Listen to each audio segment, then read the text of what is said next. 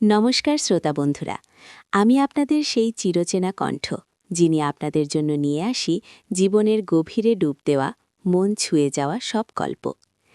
আজ আপনাদের জন্য যে গল্পটি নিয়ে এসেছি তা এক নাম প্রকাশে অনিচ্ছুক শ্রোতা আমাকে পাঠিয়ে দিয়েছেন।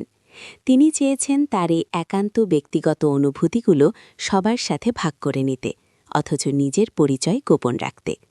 আর আমি তো আপনাদের সেই সব অনুভূতিরই প্রতিচ্ছবি, তাই না? আজকের গল্পটা হয়তো আপনাদের অনেকের মনেই একটা পুরনো ক্ষতকে জাগিয়ে তুলবে, অথবা কারো মনে নতুন স্বপ্নের বীজ বপন করবে। গল্পের কোনো এক ফাঁকে আমি আপনাদের জন্য আমার ব্যক্তিগত ইমো নাম্বারটি দেব। হ্যাঁ, ঠিকই শুনেছেন।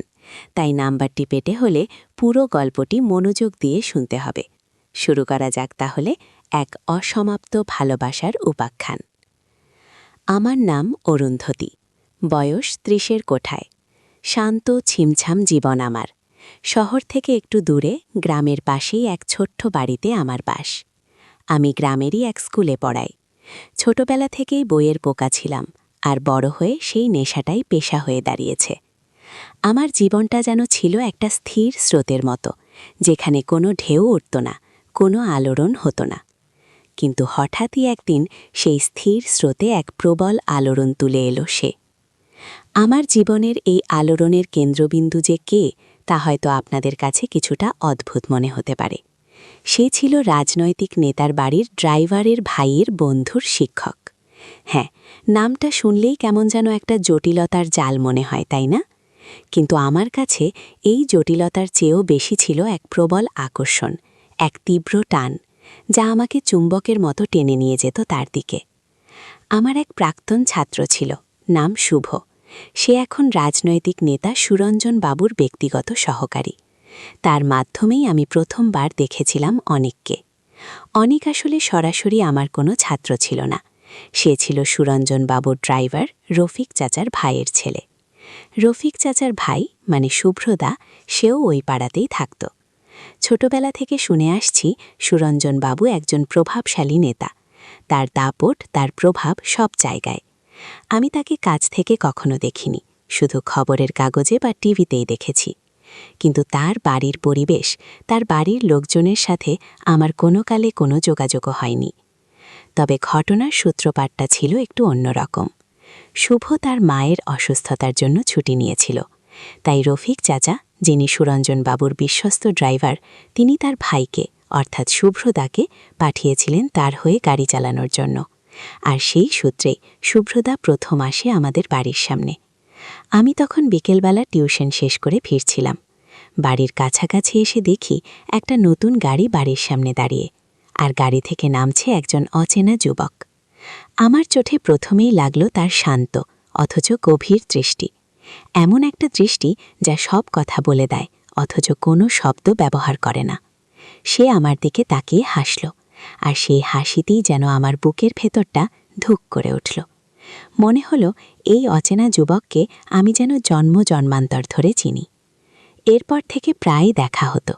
রফিক চাচার অসুস্থতার কারণে শুভ্রদা প্রায়ই আসত গাড়ি নিয়ে, আর প্রতিবারই তার সাথে আমার একটা অলিখিত যোগাযোগ তৈরি হতো। আমরা একে অপরের দিকে তাকিয়ে হাসতাম, কখনো কখনো ছোটখাটো কথাও হতো। সে আমাকে দিদি বলে ডাকত, আর আমি তুমি সম্বোধন করতাম। এই তুমি সম্বোধনটাই যেন আমাদের মধ্যে এক অদৃশ্য দেওয়াল তুলে দিত, অথচ এই দেওয়ালটাই আবার আমাদের আরও বেশি করে একে অপরের প্রতি টানত। অনিক, হ্যাঁ, তার নাম অনিক। সে আমার স্কুলের পাশেই একটি কোচিং সেন্টারে অঙ্ক পড়াত। সে নিজে খুব বেশি পড়াশোনা করেনি, কিন্তু অঙ্ক ছিল তার রক্তে। তার কাছে অঙ্ক যেন ছিল এক খেলার মতো। আমি প্রায়ই লক্ষ্য করতাম, সে যখন আমার বাড়ির সামনে গাড়ি নিয়ে দাঁড়িয়ে থাকত, তখন আমার মনটা কেমন যেন আনচান করত। মনে হতো একবার গিয়ে কথা বলি, কিন্তু দ্বিধা হতো। এই দ্বিধাটা ছিল সমাজের, পরিস্থিতির আর আমার নিজের ভেতরের। আমি বিবাহিত। আমার স্বামী অরিন্দম, সে এক ব্যাংকে চাকরি করে। আমাদের সংসার সুখেই ছিল, হয়তো সবকিছুই ছিল শব্দটিতেই সীমাবদ্ধ। অরিন্দমের কাছে আমি কখনো তেমনভাবে টান অনুভব করিনি। আমাদের মধ্যে বোঝাপড়া ছিল, স্নেহ ছিল, কিন্তু সেই প্রবল আকর্ষণ, সেই নেশা যা মানুষকে রাতের ঘুম কেড়ে নেয়, দিনের বেলা সবকিছু ভুলিয়ে দেয়, সেটা কখনো ছিল না। আর তাই যখন অনিকের চোখের দিকে তাকাতাম, তার শান্ত অথচ তেজি চাহনি যখন আমার ওপর এসে পড়ত, তখন এক অজানা শিহরণ বয়ে যেত আমার সারা শরীরে। একদিন স্কুল ছুটির পর আমি বাড়ি ফিরছিলাম। সেদিন ছিল ভরা বর্ষা। আকাশ কালো করে বৃষ্টি নামছিল। আমি ছাতা ছাড়াই ভিজতে ভিজতে বাড়ি ফিরছিলাম। হঠাৎ দেখি আমার বাড়ির সামনে এসে দাঁড়ালো অনিকের গাড়ি। সে গাড়ি থেকে নেমে আমার দিকে এগিয়ে এলো। দিদি, এই অবস্থায় ভিজছেন কেন? আসুন, গাড়িতে উঠুন। তার গলার স্বরটা ছিল খুব নরম, কিন্তু তাতে একটা জোর ছিল। আমি কিছু না বলে গাড়িতে উঠলাম। গাড়িটা চলতে শুরু করল। জানালার বাইরে ঝিরিঝিরি বৃষ্টি, আর ভেতরে আমরা দুজনে। দিদি, আপনার কি ঠান্ডা লাগছে? অনেক জিজ্ঞেস করল। না, ঠিক আছে, আমি উত্তর দিলাম। একটু পর সে আবার বলল, আপনার এই অঙ্কগুলো কি খুব কঠিন? আমি অবাক হয়ে তার দিকে তাকালাম। কোন অঙ্ক? মানে আপনি যে অঙ্কগুলো শেখান? সে একটু ইতস্তত করল। আমি হেসে ফেললাম। ও, সেই অঙ্ক? হ্যাঁ, কিছু কিছু অঙ্কের সমাধান বের করা বেশ কঠিন। তাহলে আমি আপনাকে সাহায্য করতে পারি? তার কথায় আমি আবার অবাক হলাম। আপনি আপনি তো অঙ্ক পড়ান। হ্যাঁ, তাই তো। আপনার যদি কোনো অসুবিধা হয় আমাকে বলবেন, আমি চেষ্টা করব। সেই দিন প্রথমবার আমাদের মধ্যে একটা গভীর আলাপের সূত্রপাত হলো।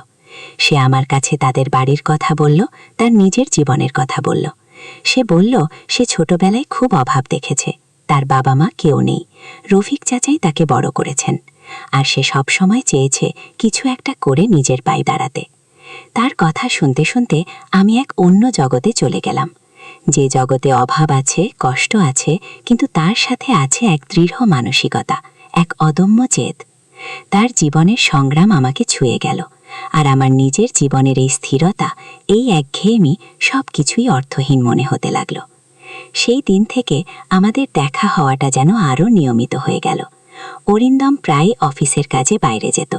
আমি একা থাকতাম, আর সেই একাকিত্বে অনেকের উপস্থিতি যেন এক মরুদ্যানের সন্ধান দিত।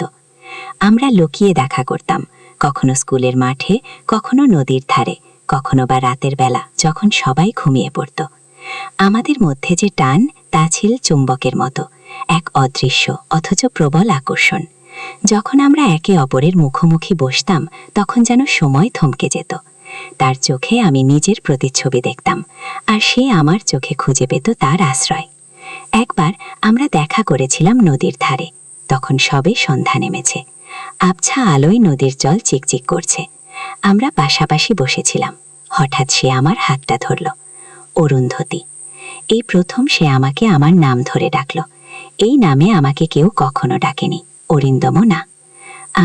আমি জানি না কি বলছি, কিন্তু আমার আপনাকে খুব ভালো লাগে। তার মুখের দিকে তাকিয়ে রইলাম আমি। তার চোখে ছিল এক অদম্য আবেগ, এক অব্যক্ত প্রেম। আর আমার বুকের ভেতরটা কাঁপছিল। আমারও তাকে ভালো লাগতো, ভীষণ ভালো লাগতো। কিন্তু এই ভালো লাগাটা ছিল নিষিদ্ধ। সমাজের চোখে, পরিবারের চোখে, আর আমার নিজের ভেতরের নৈতিকতার চোখে সব কিছুই ছিল ভুল। অনেক, আমার গলা দিয়ে শুধু এইটুকু শব্দই বের হলো। সে আমার হাতটা আরো শক্ত করে ধরল। আমি আপনাকে ছাড়া বাঁচতে পারবো না অরুন্ধতী। আমি জানি আমাদের এই সম্পর্কটা ভুল, কিন্তু আমি নিজেকে আটকাতে পারছি না। তার চোখের জল আমার হাতের ওপর পড়ছিল। সেই জল যেন আমার ভেতরে জমে থাকা সব দ্বিধা, সব ভয় ধুয়ে নিয়ে যাচ্ছিল। আমি আলতো করে তার গালে হাত রাখলাম। আমারও আপনাকে ভালো লাগে অনেক। সেই মুহূর্তে পৃথিবীর সব নিয়ম, সব বাধা যেন ভেঙে চুরমার হয়ে গেল। আমরা একে অপরের বাহুডোরে বাধা করলাম। সেই স্পর্শ ছিল বিদ্যুতের মতো, যা আমার সারা শরীর কাঁপিয়ে তুলল। বহুদিনের চাপা আবেগ, না বলা কথা, সব যেন সেই আলিঙ্গনে মিশে গেল। তবে এই নিষিদ্ধ ভালোবাসার পথটা সহজ ছিল না। প্রতিটি মুহূর্ত ছিল ভয়ের, প্রতিটি মিলন ছিল ঝুঁকিপূর্ণ। আমরা জানতাম ধরা পড়লে কি হতে পারে, কিন্তু তবুও আমরা নিজেদের আটকাতে পারিনি। আমাদের এই গোপন প্রেম যেন এক দম বন্ধ করা জীবনে বাঁচার রসদ জুগিয়েছিল। একদিন সুরঞ্জন বাবুর বাড়ির কাছেই একটি জনসভা ছিল। অনেক সেখানে গাড়ি নিয়ে গিয়েছিল। আমি বাড়ির কাছেই একটি গাছের আড়ালে দাঁড়িয়ে তাকে দেখছিলাম। হঠাৎ দেখি সুরঞ্জন বাবু নিজে গাড়ি থেকে নামলেন। তিনি অনেকের সাথে কথা বললেন।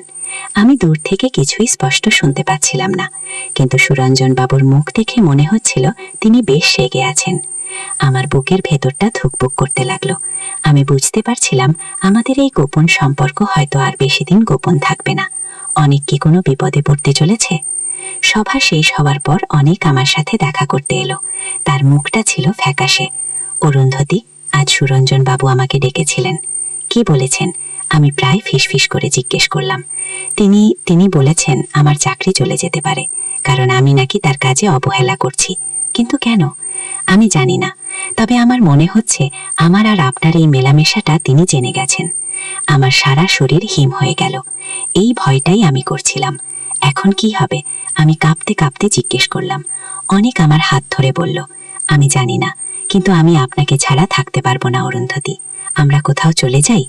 তার কথায় আমি চমকে উঠলাম। কোথাও চলে যাই? এই কথাটা আমার মাথায় কখনো আসেনি, কিন্তু তার চোখে মুখে যে আকুতি ছিল, যে ডেসপারেশন ছিল, তা আমাকে ভাবিয়ে